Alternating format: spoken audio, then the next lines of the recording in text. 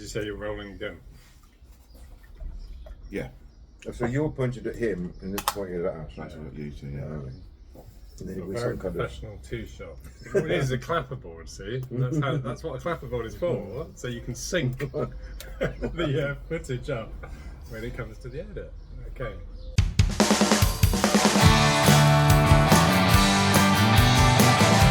Right, and we're lowered. We're rolling. Action. Yeah, you put us on the spot now. We have to come up with something interesting.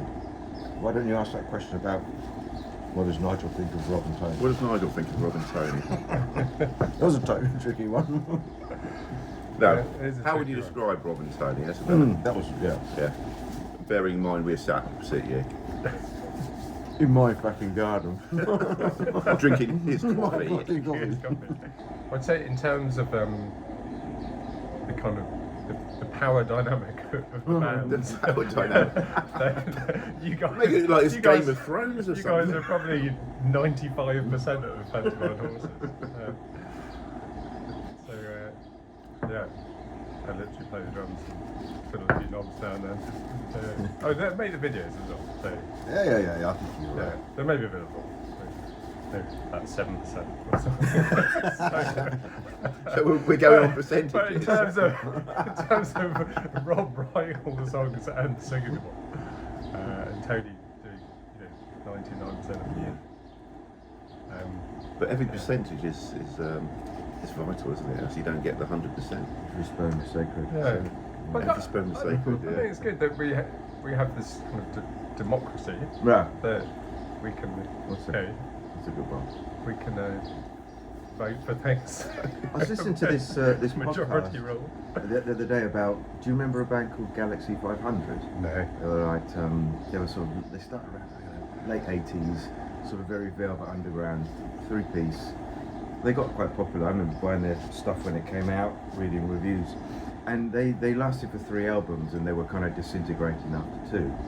And apparently it all came from when their first album was being assembled. Someone asked them, okay, what's the credits? And they'd never thought about it.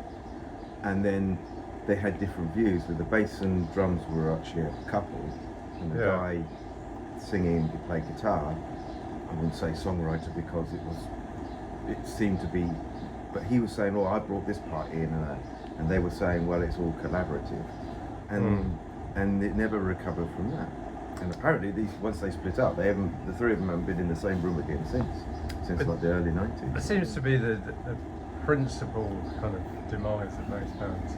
Yeah. That inequity, and lots of bands kind of form as a group of friends or a group of people who are at college together or at school together,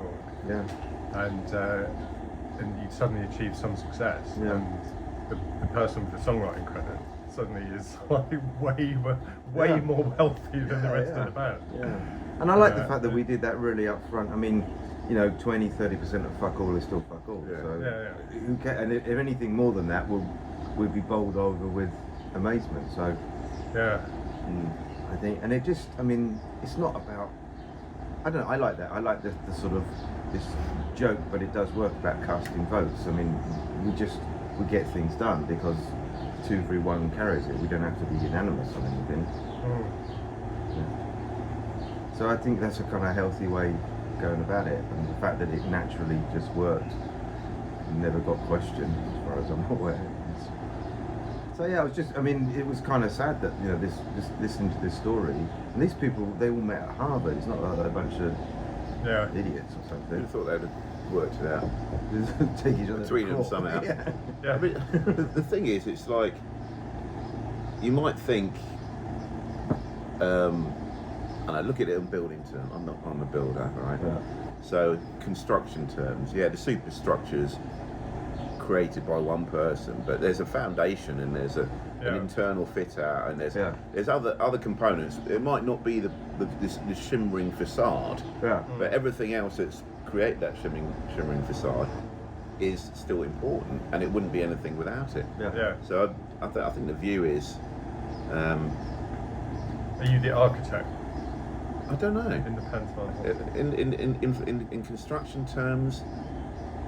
Because surely the architect sees the finished thing.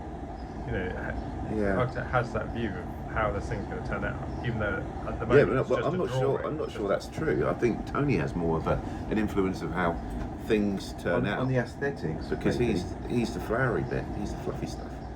Yeah. But when you do a performance, like just you and the acoustic. Yeah. Oh, I've got a whole. You have the whole. Oh yeah, I've got the whole thing band mapped out in my playing head, but in it's your never head. as I Imagine it. well, it doesn't turn out how I wanted it in the first place. Life Ever. Life is just a disappointment. It turns out better Series than of what I wanted in the first place. It's different how you imagined it. Yeah, should no, it's be. absolutely totally different. So when Tony's come back with, like, you know, keyboard parts where I would never have imagined a keyboard part should be. But is there that another does that version? throws me. That Is does there throw another me. version of Forever Polyester in your head that is like No. the album That- that you and wanted that- to make? That is, I mean, when I listen back to the album, Yeah. I honestly think it's, we're on camera. It is a masterpiece. It is a fucking masterpiece. I mean, the production and everything seems to work throughout that. I know he spent years doing it. Yeah. But bloody hell, it's a piece of work of note. You know, it really is. I'm amazed. Now I'm kind of distanced at the time. You know, when it does come on, I'm just listening to a load of crap on Spotify, and one of our tracks comes on, and it really kind of holds up against all these things that you've been listening to for 30, 40 years. Yeah. And then one of our tracks comes along, and that sounds pretty good. So you're one of our listeners, the two Yeah, listeners yeah. on Spotify. One of our 78 monthly listeners. In fact, probably all of them. That's a good point about the distance from it. I mean, because we are separated from it now. I don't even think about the preparation. I just know what went into it, and I know it couldn't have happened any other time. But I agree. I mean, it's set up as a piece of work that everything worked, and that's because of the effort we put into it, the arranging, the logical collaboration as best we could do it, the learning that we had to do in terms of production from zero to actually pretty good now. Yeah, I mean it's kind of and it's more. It came out as more than the sum of those parts. Even I think it stands on its own. There's no bits what sound homemade. There isn't a track out of the 11 tracks that you'd take out. No.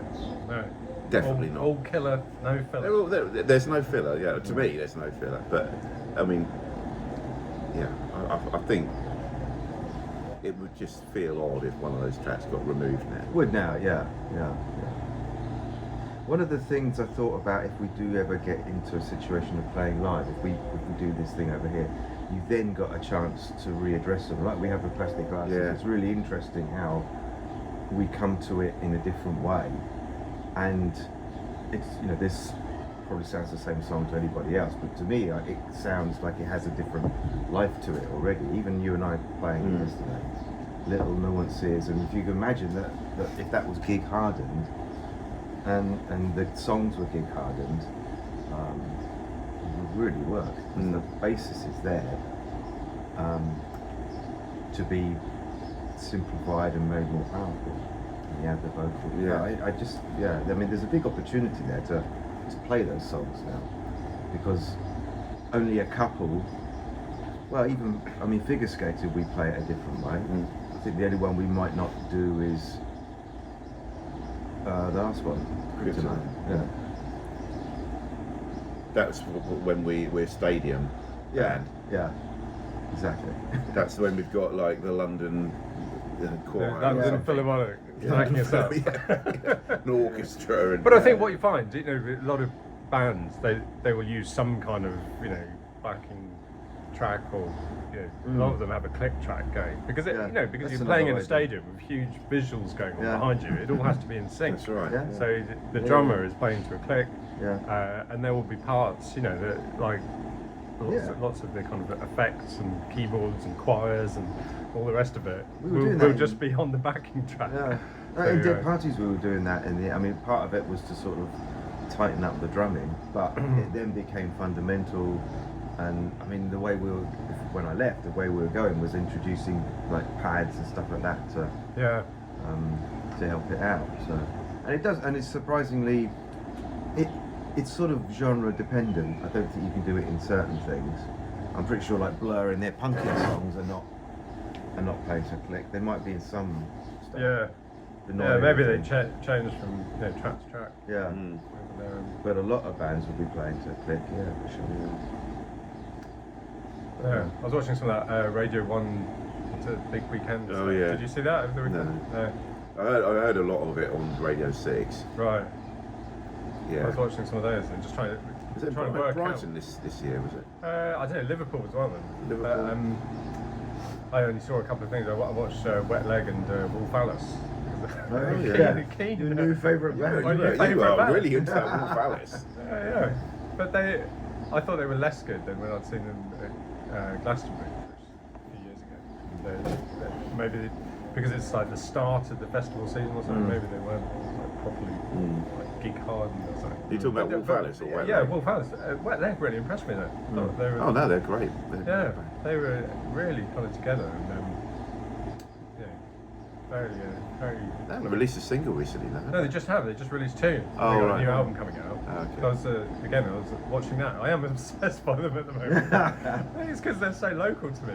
I look out the window and see the Isle of Wight. And all their videos are filmed by themselves on the Isle of Wight. Really? Yeah. It's just one of them. The latest one they've done is just the 5 of them in this convertible car driving down a road, and it's like a 3-minute video. It's all done in one shot, one take. Yeah. And they're just holding the gimbal, mucking about in the car with her kind of singing along to the track. The other girl's driving the car. 3 bands. They're doing the Wayne's World kind of head-banging bit during the noisy bits of the song. But I thought it's just such a simple video. And I don't know how many goes they had at that. But that's the thing. It's like we don't have to. I mean, it's the idea of the video. Yeah. And we don't have to spend a lot of money on it. Speaking of which, we need for the next 2 songs, we need videos. And we've got any ideas. We need someone else dressed up as Elvis. Right. On that note, we can stop it there. I saw Wet Leg supporting